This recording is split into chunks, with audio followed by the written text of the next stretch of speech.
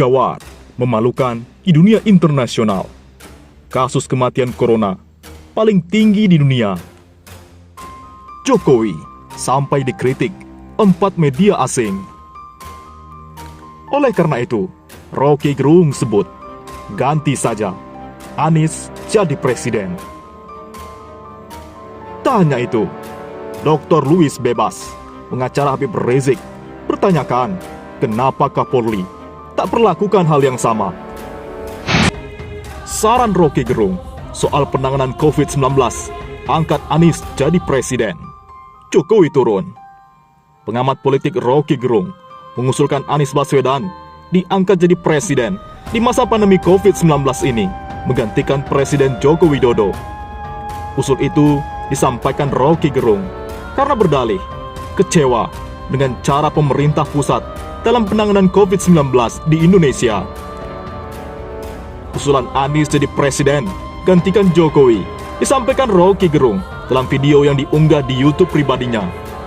Dalam video berjudul "Jokowi lempar handuk saja, angkat Anies jadi presiden di era pandemi" tersebut. Awalnya Roky mengomentari soal kebijakan PPKM darurat Jawa Bali. Roky Gerung mengklaim kebijakan PPKM darurat tersebut sebelumnya telah diusulkan Anies Baswedan pada Mei 2021 lalu. Namun, kata Roky, Jokowi menolak usulan Anies. Roky menilai ditolaknya usulan Anies tersebut tak lain lantaran persaingan popularitas antara Gubernur DKI Anies Baswedan dengan Presiden Jokowi. Jadi, tetap yang diusulkan Anies itu dianggap berbahaya karena soal tukar tambah popularitas, ujar Roky Gerung. Dia pun menilai pemerintah pusat masih menganggap Anies Baswedan sebagai pesaing dalam komunikasi dengan publik. Pemerintah pusat masih terlihat background politik dalam berkomunikasi dengan publik, apalagi dengan Jakarta. Ini terus-menerus dalam 2 tahun ini, Anies seolah dianggap sebagai pesaing, tuturnya. Selain itu, Roky juga menilai bahwa Jakarta memang harus dikelola secara darurat oleh Anies yang dari awal sudah membuat prediksi terkait lonjakan kasus COVID-19 di Jakarta. Jakarta itu harus dikelola secara darurat oleh gubernur dari awal sudah bikin prediksi COVID-19 akan melonjak, ungkapnya. Tak hanya itu, Roky Gerung juga mengusulkan agar Presiden Jokowi lebih baik diganti dengan Anies Baswedan untuk menangani pandemi COVID-19 di Indonesia. Karena itu, saya usul saja, Anies diangkat saja sebagai presiden di era COVID-19, pungkas Roky Gerung. Di lain sisi, Dr. Louis Bebas, pengacara Habib Rizik, pertanyakan, kenapa Kapolri tak perlakukan sama seperti Habib Rizik Shihab? Pengacara Habib Rizik Aziz Anwar sepakat atas pembebasan Dr. Louis terkait kasus penyebaran hoaks soal COVID-19. Sejatinya, kata Aziz, Polri memang harus melakukan pendekatan represif dalam menangani perihal kasus penyebaran hoaks. Kami setuju, Dr. Louis dibebaskan. Memang hukum seharusnya lebih mengayomi dan menghindari pendekatan represif, main tahan, dan semacam itu, kata Aziz. Aziz Yanuar lantas menyinggung kasus yang menjerat kliennya.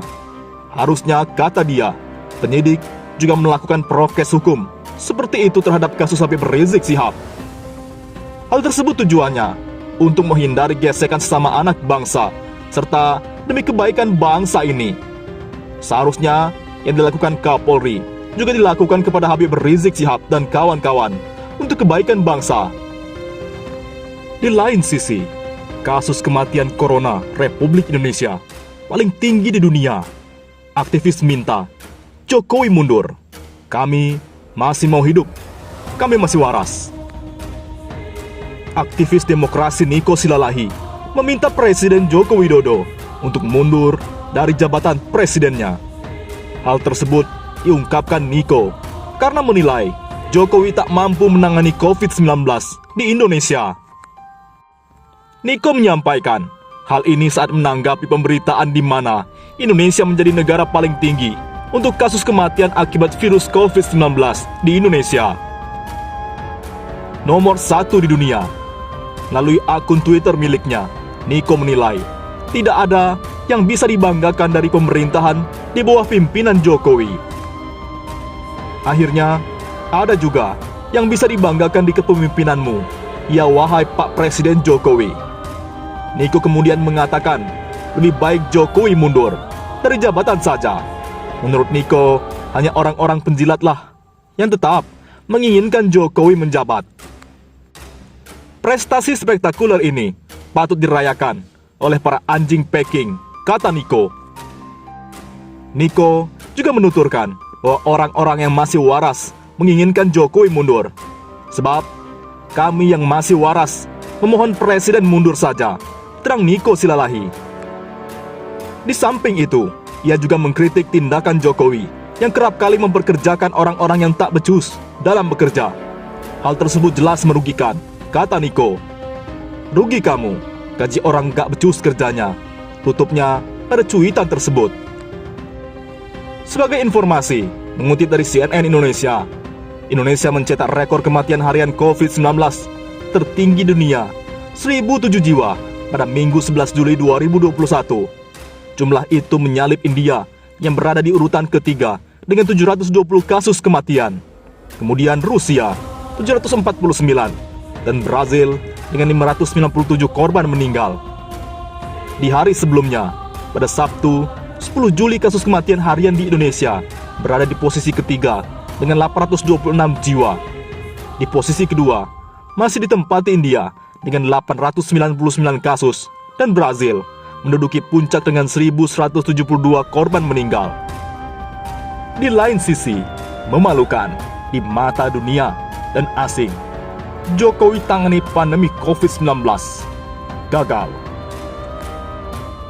Pemerintahan Indonesia di bawah kepemimpinan Presiden Joko Widodo beberapa kali menjadi sasaran kritik media asing, khususnya dalam penanganan pandemi penyakit akibat virus corona atau COVID-19. Gelombang kritik ini mulai tinggi sejak wabah virus corona merebak ke berbagai belahan dunia pada Februari tahun lalu. Berikut di antaranya. Pertama, SBS News. Pada 12 Februari, SBS News lewat artikelnya berjudul Australian Expert Doubt Indonesia Claim of Being Coronavirus Free, mempertanyakan klaim Indonesia soal tak ada warga negara yang terjangkit virus corona. Chief Medical Officer Australia, Brendan Murphy, juga mengaku sangat terkejut. Kala itu Indonesia belum melaporkan kasus corona.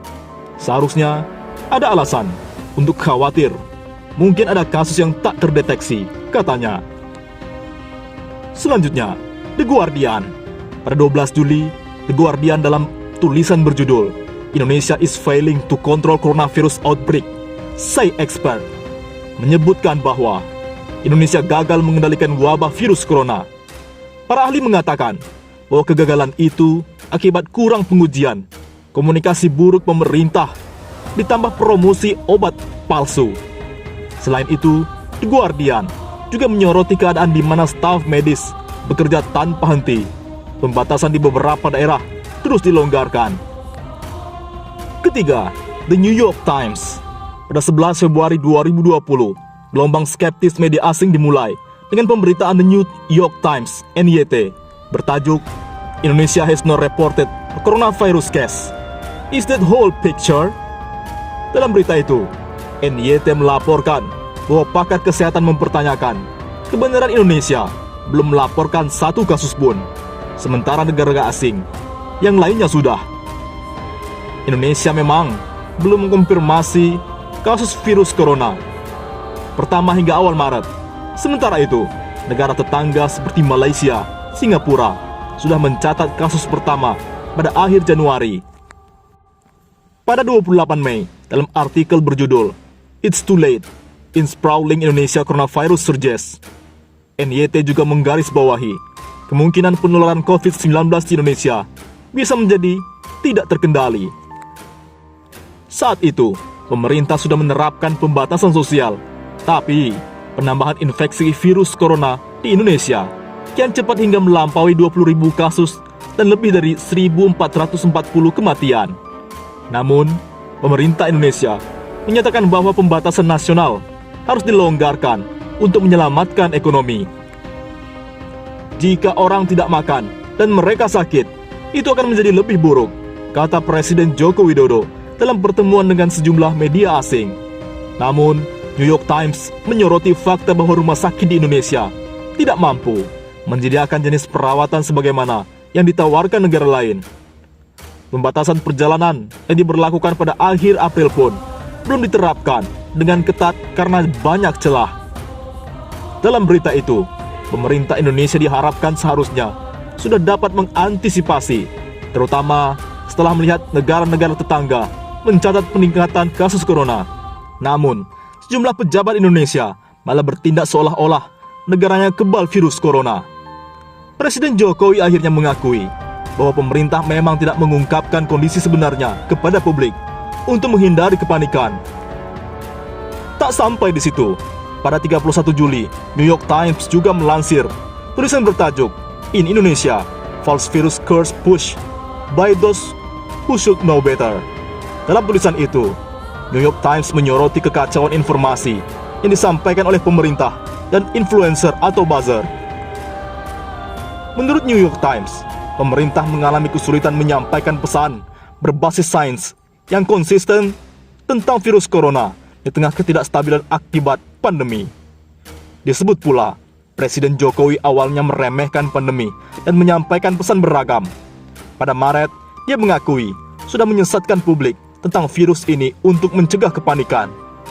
Dia juga dianggap lamban dalam menutup bisnis, sekolah, dan membatasi perjalanan, tapi dengan cepat mencabut pembatasan, bahkan ketika kasus terus meningkat. Pada Mei, Jokowi mengatakan Indonesia harus berjalan hidup dengan virus tersebut. Namun sebulan kemudian, dia mengancam akan memecat menteri kabinet karena tidak berbuat lebih banyak untuk mengendalikan pandemi.